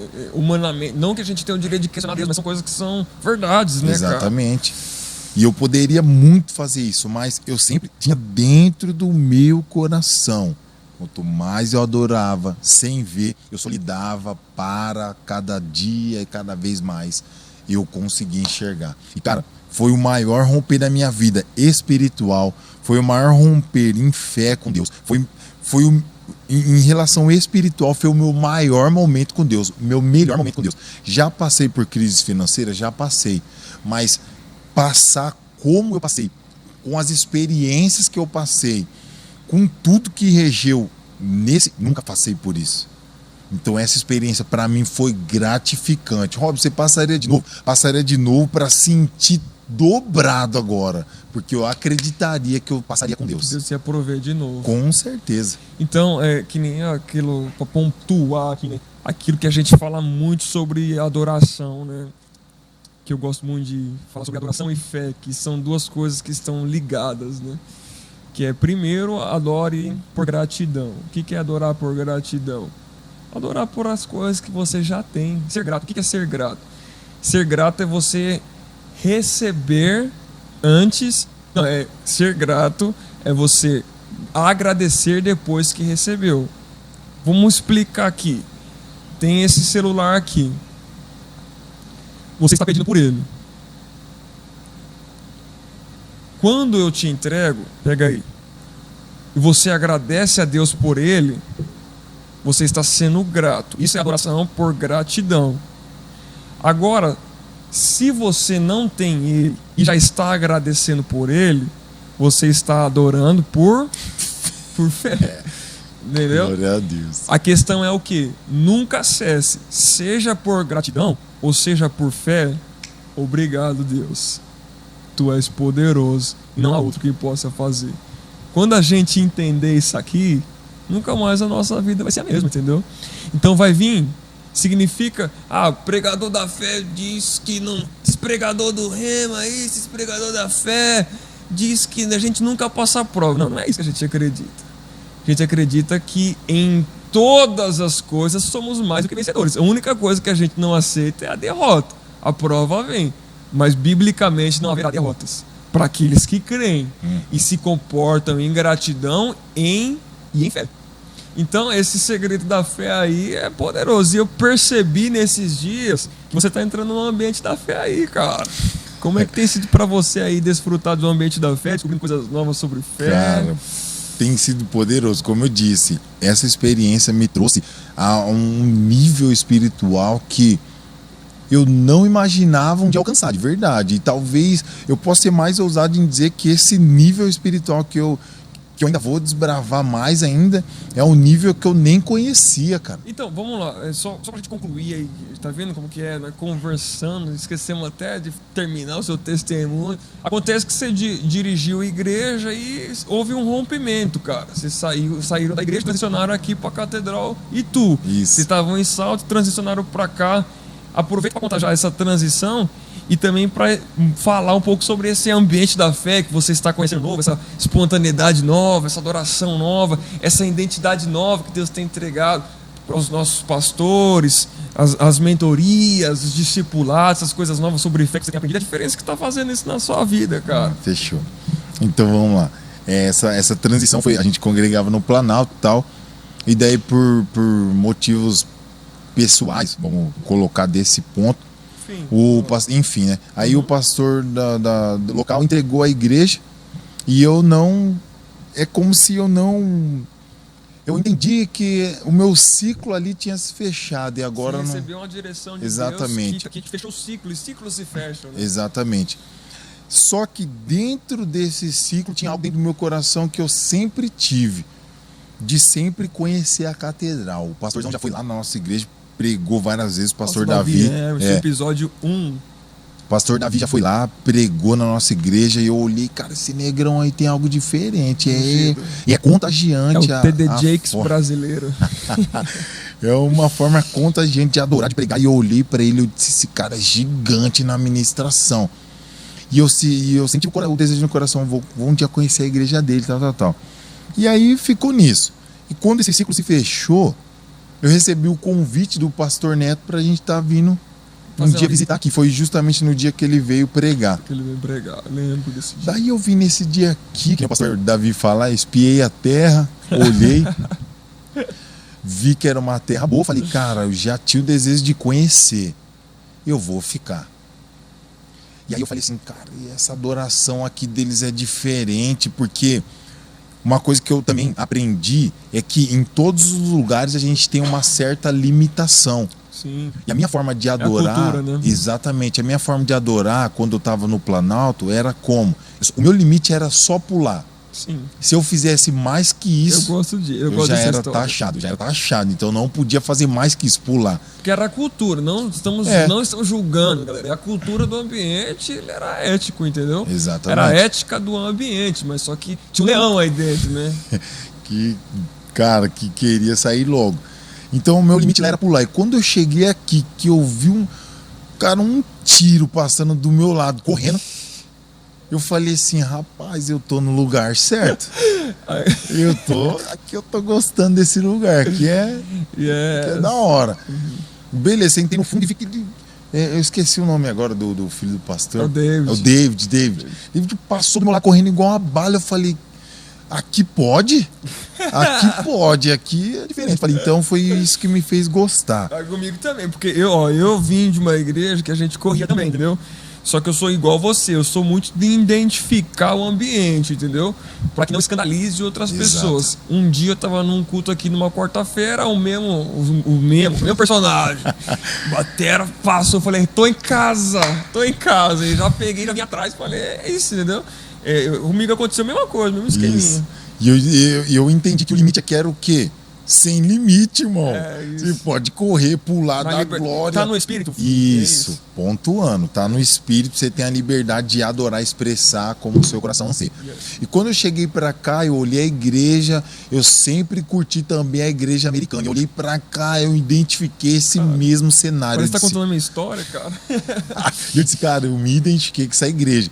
E aí eu e minha esposa decidiu ficando, conhecendo os projetos da igreja, a visão da igreja e como, aliás, a visão da igreja não, vendo o trabalhar da igreja, tudo envolvido na igreja, eu falei assim, é tudo diferente para mim. Sim. Então foi aí que eu comecei a desbravar mais, conheci que para mim é um outro. Sem contar que foi um tempo de muita cura, né? Muita cura para mim. Coisas. Exatamente, muito cura isso. Se a gente entrar aí, vai dar umas 5 horas de. Fala aí por essas curas aí. Mas tá bom, vai ser edificante pra você. Cura, saí de lá muito ferido. Até falei pra eles, pro pastorzão, ter algumas coisas, sobre contatos. Eu não queria ter mais contato com algumas pessoas, queria ficar na minha e tal. Foi um grande momento de ressignificar muitas coisas, realmente. Ter contato com as pessoas é ter comunhão, é ter elo, e isso é bíblico, a gente tem que ter esse contato, tem que ter essa comunhão. E olha o que eu não queria ter, contato, comunhão, tá junto, tá perto, não queria ter isso quando eu vim pra cá. Mas foi um momento de cura, ferido, né? de estar ferido. Eu fui acusado, tanto é que eu fui acusado, posso dizer dessa forma, de quando a gente estava lá na transição de lá pra cá, eu fui acusado de nem posso dizer ser acusado, né? Essa é uma outra forma, mas eu fui apontado de que eu fiquei triste com a saída do pastor Neto, e daí quando nomeou o novo pastor lá, as pessoas teve coragem de tirar uma foto minha, nem sei se eu te falei isso até, pastor João. Tiraram uma foto minha no culto triste, chorando, e mandaram pro pastor Neto e disse assim, ele tá triste porque ele não foi nomeado pastor da igreja. Então eu saí de lá muito ferido, porque eu pensava assim, ó, as pessoas que estavam do meu lado, que quando eu subia para ministrar uma palavra, subia para ministrar um louvor com os jovens, talvez eu nem quis saber quem é, mas poderia ser a pessoa que, parabéns, tamo junto, é isso mesmo, nas minhas costas. E depois foi, então eu saí de lá muito frustrado, muito triste, muito machucado. E quando eu cheguei aqui, realmente foi um tempo de cura, um tempo de libertação. De sentar para aprender. Cara, isso foi o principal. Muito importante falar isso, você vinha num tempo onde você era o canal, né? Onde exatamente. Eu posso falar isso, que nós temos essa amizade. Você chegou aqui como canal e agora está sendo vaso. Exatamente. O canal só passa água, o vaso comporta o azeite. Isso mesmo. Isso foi gratificante para mim. E eu posso dizer isso da minha esposa também. Foi um tempo curador para ela, transformador para ela. E ela, nesse tempo, que me ajudou a ser curado. Bom. Ela nem sabe disso, mas ela me ajudou a ser muito curado. Porque quando a gente estava na frente dos jovens lá, ela era muito fechada, trancada. E quando a gente chegou aqui para receber, para ser curado, para ser transformado, ela chorava demais na presença, ela glorificou a Deus aqui, coisas que era muito difícil eu ver ela fazendo. Então ela foi me fortalecendo e eu creio que eu fui fortalecendo ela. Então para nós foi o melhor momento da nossa vida, está sendo o melhor momento da nossa vida, de ser curado, transformado, de ressignificar muitas coisas, mudar muitos tópicos que eu tinha na minha mente. Aconteceu sobre isso? Fé, principalmente sobre fé, cara. Sobre fé foi uma coisa que mais foi transformada na minha cabeça. O que eu tinha como fé? Fé é aquilo, vamos orar para Deus nos dar, vamos orar para Deus nos dar. Era só isso, fé. Sim. O que é fé para mim hoje? Vamos adorar mesmo sem ver, mesmo se Deus não responder, mesmo se Deus não mostrar. Eu pedi um sinal, Deus não me deu, obrigado porque eu já tenho. Mas Deus não confirmou, obrigado Deus porque eu já tenho. Então fé para mim realmente hoje é diferente. Fé para mim totalmente do que eu aprendi, entre outros pontos que para mim está sendo transformador, está mudando, saindo da minha cabeça. Eu posso dizer que eu estou me libertando de uma mente cativa, presa só nisso, e abrindo a minha mente para mais coisas. Tem um universo muito maior E precisa ter muita humildade para isso, cara. Exatamente. Porque chega cheio de bagagem, cheio de boas coisas, Comigo foi assim também. Você conta sua história, lembra muito a mim. Inclusive, no dia que a gente conversou pela primeira vez, foi assim, as nossas histórias se chocaram aqui. Isso. Lembro que tava eu, você, pastor Neto, vocês contando a história de vocês e eu contando a minha. Comigo foi a mesma coisa, servi há 7 anos no Ministério de Decepção, fui caluniado, um monte de coisa.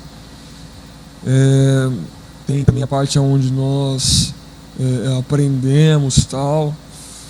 E chegando aqui totalmente decepcionado, entendeu? Mas só que a gente precisa ter humildade para entender que é um tempo de ser curado. E aqui eu brinco com o pastor Davi, é caverna de adulão. Tá entendendo? É onde o pastor Davi não está preocupado com o talento que a gente tem, mas com quem a gente precisa se tornar. Então tipo, filhinho, que no família ele fala, isso, né? Isso mesmo. Filhinho, só quero cuidar de você, cara. Você tá bem, tamo junto. A gente tava precisando disso, eu tava precisando disso, entendeu? Ser pastoreado, então filho de pastor, criado na igreja, como que vai ser pastoreado, cara? A galera fica meio com o pé atrás, entendeu? Então, para nós que já carregamos algo, precisa ter essa humildade, né, cara? De sentar para aprender e saber que tem pessoas que têm algo para oferecer. Depois que você for tratado, com certeza, muita coisa que você tá carregando também vai ser pontos para outras pessoas. E aí a gente começa a mesclar o que tem de bom, o que concorda com a visão. E a gente rompe, cara. A gente rompe. Mas eu fico feliz em saber que você está rompendo em fé, cara. Rompendo em fé. E muitas outras coisas, cara, sobre conhecimento, sobre a teologia também. A teologia, quando eu fiz a teologia a primeira vez, não sei se eu fiz com uma intenção, não sei se é da minha parte de aprender, que eu não aprendi como tinha que ter aprendido, ou se quem me passou não me passou da forma que deveria eu aprender, sabe? Sei que tudo aquilo que eu tô vendo na teologia hoje também tá sendo, cara, rompedor pra minha vida. Tá sendo tudo diferente, uma visão totalmente diferente. E o que eu mais, cara, de verdade tô gostando dentro da teologia é não só uma linha, você tem que seguir essa linha, não. Você tem essas linhas. Ramificações, tem isso. Estude e desbrava. Entenda, pense. Você queima seus miolos aí agora, vai pensando, isso é o mais interessante e o mais poderoso para mim que está sendo sobre a teologia. Nós temos um instituto aqui, né, pra galera aí que... Nós temos um instituto de teologia que chama Teobrac, que é uma teologia prática e teórica, né? Teórica e prática, a gente coloca muito em prática aquilo que a gente aprende. Está se tornando um instituto, né? Nós temos aí bastantes alunos. Glória a Deus. E está sendo transformador de verdade, porque a gente desbrava acerca da fé, a gente desbrava acerca da adoração. Inclusive, nessas aulas aí nós falamos sobre os dons, né? Sobre os irmãos continuistas, falamos sobre a importância do falar em outras línguas. E uma coisa também, cara, que eu percebo que Deus está te ativando, não sei se você já tinha essa mentalidade, mas algo que Deus está aprimorando também em você, é em questão da aceitar uma mentoria, aceitar um discipulado e também discipular pessoas, prestar contas e também ser pai espiritual para alguém, ser mentor para alguém. Você já tinha essa visão do evangelho? Como que era, cara? Não, cara, nunca tive isso. Isso é que nem você falou sobre humildade. Uma coisa que eu nem sei como identificar isso em mim, mas que nem eu falei, a gente trocou uma ideia, eu olhei para mim e identifiquei essa necessidade de ser mentoreado. Porque eu era aquele cara, como você falou, que sempre estava preparado para ser canal. Eu tinha que mandar. Mas nunca fui aquele cara, tipo assim, agora alguém manda para mim. Sabe? E parece que nesse momento, quando eu decidi ser mentoreado, é quando eu olhei para mim e disse assim, cara, eu tô estacionado. Eu preciso romper. Pronto, essa é a palavra. Eu tô estacionado e preciso romper. Foi quando realmente eu decidi, eu preciso ser mentoreado. Mas eu não tinha nem um conhecimento que é ser mentoreado. Sim. Eu ouvi falar, fui mentoreado por tal, fui mentoreado por aquilo, mas eu acreditava que mentoreado é a mesma coisa que eu entro na igreja e o pastor está ministrando uma palavra. Então eu acreditava que isso era uma mentoria, até ter um verdadeiro contato com a mentoria. Então eu não sabia o que era mentoria até eu sentir a necessidade de ser mentoreado.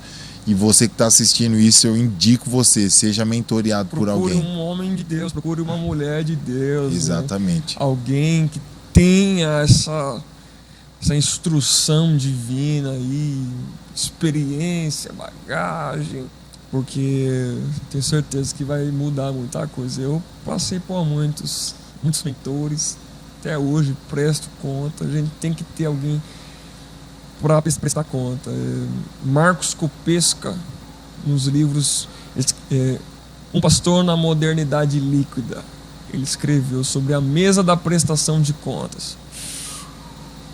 No seminário a gente aprende isso também, que a gente precisa ter uma mesa para prestar conta, porque a gente precisa estar se desafiando todos os dias, cara. Então, igual o pastor Josué Brandão fala, você precisa ter alguém que te fale a verdade além do espelho. Se a gente não presta conta para alguém, a gente não cumpre o princípio bíblico. Qual que é o princípio bíblico? Se você confessa, você é sarado.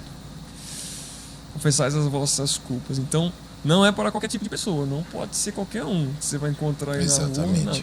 Tem que ser um homem de Deus, com experiência e bagagem, que já passou por aquilo que você já chegou no lugar onde você quer chegar e vai te explicar o caminho para chegar nesses lugares. Você vai chegar muito mais rápido. Inclusive, no podcast 1 também nós falamos isso com o pastor Davi que mentoreia, né, vários pastores, não somente aqui na nossa igreja, mas como em outras, que exerce essa função extraordinária. Eu acho que Deus está te levantando também, o Robson, como pai para uma nação. Glória a Deus. Como pai para pessoas. E é isso aí, cara. É cuidar de gente, ser evangelístico. E é isso aí, cara. É ou não é? É tipo assim, vamos pra cima. Eu quero é mais, cara. Quero é mais. Eu até brinquei com o Igão, falei assim, cara, às vezes eu me sinto até egoísta com Deus, porque quanto mais da glória, mais da graça, mais dele eu quero mais, eu quero mais. É como se eu fosse um saco sem fundo, que quanto mais Deus dá, mais eu quero, cara. Muito poderoso isso. É muito poderoso. Isso aí é uma chave aí pra gente pegar. Inclusive, eu indico também, a gente está sempre caminhando com pessoas assim. É por isso que nós temos que gastar tempo juntos, né? Por isso que nós domingo nós já vamos andar de bike e tal, e não sei o quê, porque tu pode perceber, toda vez que nós sai de uma conversa, que tá nós amigos e tal, a gente já sai com mais vontade de orar, com mais vontade de buscar mais. Às vezes você tá um pouco cabisbaixo, mas você escuta alguém falando aqui, mano, eu quero fazer parte do plano de Deus, cara. Que nem uma conversa que a gente teve depois da teologia. Eu preciso, cara, eu quero saber o que Deus está fazendo. E o cara falou, nossa, eu tô quase, mano. Depois de uma aula que nós falamos sobre o dom de falar em outras línguas, o cara falou, não, eu vou falar, eu vou buscar por isso. E o outro falou, não, eu faço parte do plano de Deus, cara, eu quero saber o que Deus está fazendo para a nação. Nós precisamos dessa injeção novamente, cara. O Brasil, os nossos jovens precisam desse ânimo novamente, de desbravar, de buscar mais, estar além. Cara, hoje eu vi uma postagem sobre o Billy Graham, e isso me chamou muita atenção. Um dos maiores evangelistas, né? E eu disse, Deus, eu quero fazer parte desse avivamento. No momento quando o Billy Graham estava orando por todas as bandeiras, ele olhou para a bandeira do Brasil, ficou parado olhando, e alguém que estava perto dele disse assim, por que você parou e está parado? Ele disse assim, porque Deus me levou em espírito em algum lugar, e eu olhava como chuva caindo sobre essa bandeira, esse país, um avivamento. E eu até me arrependo de falar, e eu vendo aquilo no meu coração, no meu espírito, eu disse, eu quero fazer parte disso, eu quero ser ou uma influência, ou eu quero ser um canal, nem que seja para 100 pessoas, mas eu quero participar desse avivamento para alguém, cara, eu quero ser esse cara para alguém. Uau! E na ótica que você está tendo aí de evangelismo e tal, questão aí de avivamento, questão aí a crise que nós estamos vivendo, como é que você vê aí a questão do avivamento, como que se você se comporta diante disso? Sei lá, cara, o que você acha? Qual que é a expectativa que você tem orado? O que você tem recebido de Deus por esses dias, cara? O que você tem recebido de Deus para os próximos dias da igreja na terra, mano? Porque nós temos desfrutado de cultos, de tempos poderosos na presença de Deus, onde não sei se é um avivamento, mas que é o início de algo poderoso que está acontecendo aqui em Itu, tá, cara? Isso é verdade. Mesmo diante dessa crise política e tal, um monte de coisa, como é que você vê isso, cara? O que você acha que Deus vai fazer? O que Deus tem comunicado para você? Eu agora quero até perguntar como um profeta. Não o que você acha, mas o que Deus vai fazer nos próximos dias, cara? Cara, que nem eu comentei com você nos bastidores, que Deus tem falado muito comigo por esses dias, é sobre arrependimento. Então eu creio que dentro do que a gente está passando hoje e agora e futuramente, o arrependimento vai ser a porta, se não o trampolim, cara, para esse avivamento vir. Eu creio que o arrependimento também é a porta para todas as coisas, é a chave para muita coisa. Então, eu creio que pode partir de um arrependimento, cara. Um arrependimento. Ah, Robson, qual arrependimento? Cada um vai sentir o arrependimento que tem que ser. Mas, cara, eu digo que para esse tempo que a gente está vivendo, o arrependimento vai ser uma grande ponte para esse avivamento. E uma coisa que aí Deus ministra no meu coração todas as vezes, todos os momentos, é quando eu olho para jovens, realmente exclusivamente para jovens, mas para pessoas, vamos dizer para pessoas, mas quem mais tem sido atacado na nossa geração hoje é os jovens. Então, para os jovens, esse arrependimento, cara, dessas práticas de hoje, sabe? Hoje, antigamente, quando eu era menor, até quando eu ia para os rolês, mano, não tinha as práticas que eu vejo hoje, sabe? Hoje é praticamente como se alguém tivesse assinado um termo aí e falado: agora vocês descamba aí e faz o que vocês quiserem. Hoje as coisas estão muito mais liberal, muito mais pode, sabe? Então, para esse tempo futuro, o que o Robson vê? O Robson vê uma necessidade muito grande de mais evangelistas, mais pessoas que realmente se importam com o reino, se importam com vidas, sair para a rua. Porque nesse tempo, para que esse avivamento aconteça, mais pessoas também precisam conhecer desse avivamento, cara. Porque esse avivamento não vai vir só para nós. Esse avivamento, eu creio, óbvio, que vai ser uma onda poderosa que vai englobar, cara, englobar esse globo terrestre aqui, vai ser algo poderoso mesmo. Mas precisa de mais pessoas que se importem com outras pessoas, cara. Uau, mais compaixão, né? Mais pessoas acendendo o ministério evangelístico, né? E, cara, eu acho que essa é uma pergunta, não sei, pode fazer uma resposta subjetiva, mas são coisas que eu tenho refletido nesses dias, diante desse cenário político, cara.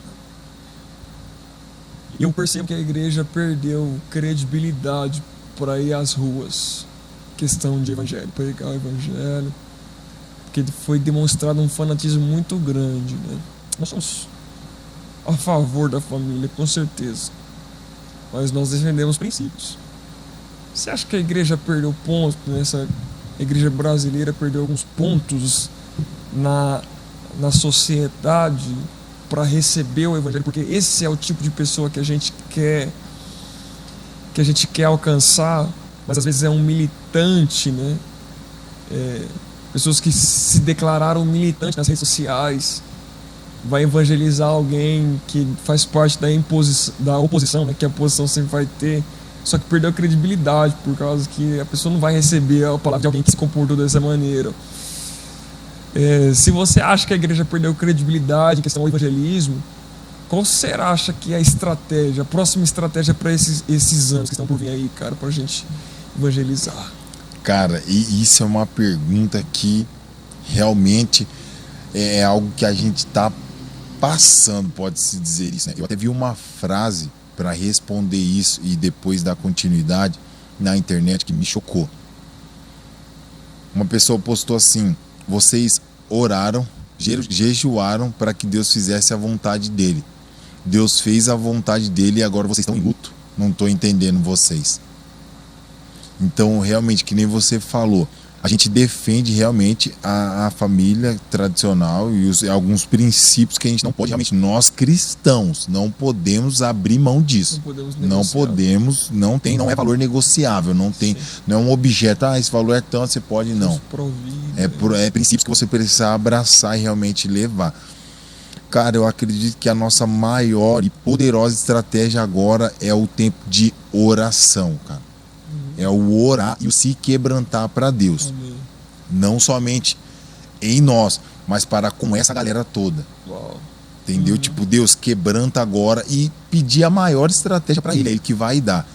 Por conta de alguns, esse cenário foi englobado a todos, mas se a gente tem na nossa mão a maior arma, que é a oração, e nós cremos que a oração move todas as coisas, então o que é Deus dar uma estratégia, ou o que é Deus quebrantar um coração? Sim. Então eu creio que para esse tempo agora, que se inicia, a maior estratégia de início é a oração. Sim. E o nosso se quebrantar diante de Deus, cara. E eu acho que o que você falou está concordando ao que Deus está comunicando aos evangelistas no Brasil. Você falou sobre arrependimento, falou sobre oração. Eu vi um grande evangelista publicando esses dias também, falando que é tempo da gente orar, cara, e pedir para Deus se arrepender diante do Senhor e pedir para Deus nos perdoar e ter misericórdia da gente. A gente precisa. Porque a galera cultuou com os bezerros, cara. Trouxeram os bezerros, a militância atrás dos bezerros de ouro. E agora é tempo de se arrepender, orar, Exatamente. colocar a cara no pó, talvez haja esperança e pedir uma estratégia nova para o Senhor. Porque Deus vai dar. Deus quer alcançar esse povo, velho. Exatamente. Eu acho que a solução para o comunismo no Brasil, por esse pensamento de esquerda, a solução para esse tipo de gente é a igreja, cara. Só que a gente precisa ter estratégia. Exatamente. E o mais importante de tudo não é desistir, cara. Não é porque tudo tá se movendo contra que a gente pode desistir, não. Aquele ali eu não vou evangelizar, não, porque é esquerda. Esquece. Não, você tem que evangelizar. É o principal. É isso que precisa. Jesus veio por esse dia. Exatamente. Cara, é sobrenatural conversar assim, saber e a gente empolga o nosso coração, a gente sai daqui edificado, tenho certeza que a galera aí foi edificada. E cara, o desejo do meu coração é que Deus continue levantando pessoas igual a você, com essa mesma garra, com esse mesmo entendimento, desprezas de religiosidade e também querendo vencer com humildade aquilo que ainda se considera de religiosidade no nosso coração. Eu peço a Deus para que Deus continue te dando graça para ir para as ruas. Finaliza aí falando aí dos projetos que Deus tem colocado no seu coração, de praça, Glória a Deus, vamos lá. Algo que sempre, nunca deixou de sair dentro do meu coração realmente é ir para as praças, faculdade, frente de faculdade, nas praças. E um projeto que, cara, para a honra e glória do Senhor Jesus, eu vou implantar esse ano que vai vir. Em nome de Jesus, cara, quero implantar esse ano que vai vir. É um projeto parecido com o Céu na Terra. Parecido com o Céu na Terra na praça. Mas para ele chegar ali na praça, eu quero ir nas portas dos bares, nas portas, cara, de rolê mesmo, e na porta de rolê. É isso que a e gente buscar precisa jovem, como cara. igreja. Exatamente. É ir nos lugares mais críticos da sociedade, buscar os jovens onde eles estão. Exatamente. Né? E, cara, e nesses lugares, por incrível que pareça, são lugares e maiores lugares onde existem muitas pessoas que são da igreja, mas se afastou por um tempo e tá lá dentro. Então eu creio que vai ser nesses lugares que Deus vai levantar não somente... E você tem esse plano aí? Tenho esse plano já para fazer exatamente isso. Deus não vai levantar só eu para fazer isso, mas eu creio que vai levantar um exército para a gente fazer isso. Exatamente. Glória. Vamos para cima e eu quero mais. Então, tipo, esse é um projeto de uma praça, poder encontrar essa galera nas praças, essa galera que a gente evangeliza lá fora, poder encontrar com eles uma vez no mês numa praça E claro, trazer eles aqui para dentro, cara, porque o principal é isso, sempre tem que estar debaixo de uma direção, um pastoreio, tem que estar, mas o meu coração é esse, cara, de implantar esse projeto de evangelismo. Não tem assim um projeto enorme, o meu projeto simples, claro e reto é ganhar vidas. Uau. Então não importa onde, como vamos fazer, é ganhar vidas. Inclusive é isso que eu tava pensando aqui agora, porque às vezes a galera vê a gente conversando e tal, falando sobre o resultado das coisas, mas eu acho que o principal é o amor por pessoas, né? É ir pra rua por causa de pessoas, é transicionar a mentalidade por causa de pessoas, é transicionar tudo isso que você passou foi por causa de pessoas, cara. É Deus chamando a nossa atenção. E obrigado, cara, obrigado por inspirar pessoas. Tenho certeza que não somente esse caso que a gente viu aqui, que veio falar com a gente, tem outras pessoas também que tá vendo isso e vão para cima, bora cair para dentro, bora manifestar o reino de Deus na terra e se prepare tu. Nós vamos chegar nas boates, Deus, nós vamos chegar nas praças, nas faculdades, nos hospitais, nas pistas de skate. Nós estaremos enviando o evangelho a esse lugar e trazendo destino a pessoas, trazendo honra a pessoas que perderam a honra e destino a pessoas que perderam o destino. Mano, obrigado. Rapidinho Por que Deus favor. trouxe no meu coração, é só uma experiência que eu tive. Eu também faço Uber à noite e eu, quando eu comecei a fazer Uber agora, eu disse para Deus, não importa aonde eu entre, aonde eu saia, mas me usa. E um tempo atrás eu fui, semana passada exatamente, eu fui levar uma passageira, eu peguei na casa dela e fui levar ela na primeira parada, depois eu ia retornar para casa dela. E nessa primeira parada ela foi num lugar onde era uma boca de fumo, cara. Ela pegou droga com essa galera aí, a gente voltou. E no caminho para casa dela, Deus ministrou poderosamente no meu coração, dizendo assim, fala para ela que ela é maior que isso. Então, esse amor em vidas, cara, é isso que eu tenho, sabe? É isso que eu não suporto ninguém do meu lado passando alguma coisa que é ao contrário. É ao contrário do que Deus estabeleceu para ela. E eu disse assim, como que é o seu nome? Ela falou o nome dela. E eu disse assim, você acredita em Deus? Ela disse assim, acredito muito. Quando ela falou acredito muito, a voz dela já mudou.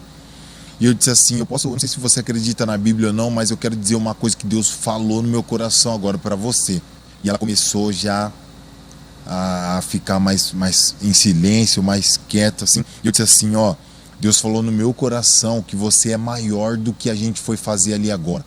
O que a gente foi fazer ali agora, você é muito maior que isso.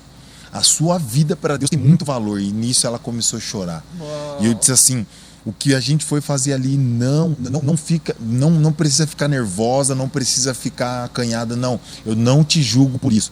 Todos nós temos uma dificuldade. Se a sua dificuldade é essa, Deus nessa noite manda eu te dizer que a sua dificuldade não é maior do que você. A sua vida tem muito valor. E ela saiu do carro agradecendo a Deus. E eu creio que foi apenas uma semente minúscula aos meus olhos, mas que para Deus pode germinar poderosamente. Exatamente isso que nós temos pregado, né? Exatamente isso que nós estamos falando, que é ser missional aonde a gente estiver. Isso é ser missional aonde a gente estiver.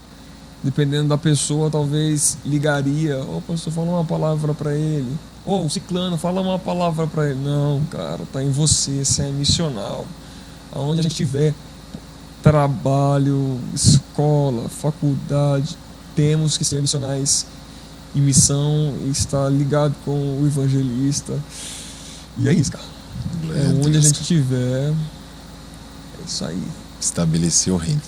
Trazer o reino de Deus para a terra. Glória a Deus. Mano, obrigado de verdade. Tamo junto. Obrigado por esse papo.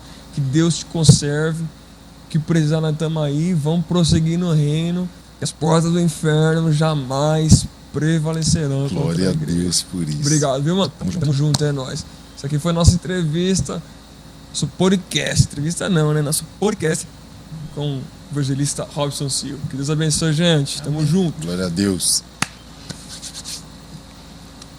Top!